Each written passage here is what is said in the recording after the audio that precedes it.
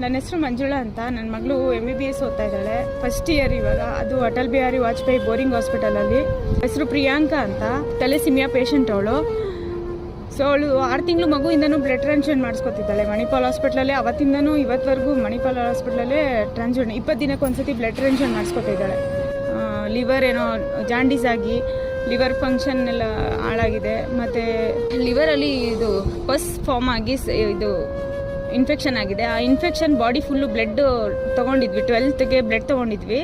ಅದು ನೆಕ್ಸ್ಟ್ ಡೇಗೆ ಅವಳಿಗೆ ಬ್ಲಡ್ ರಿಯಾಕ್ಷನ್ ಆಗಿ ಸ್ವಲ್ಪ ಇನ್ಫೆಕ್ಷನ್ ಆಯಿತು, ಬಾಡಿ ಫುಲ್ಲು ಬ್ಲಡ್ ರಿಯಾಕ್ಷನ್ ಆಯಿತು.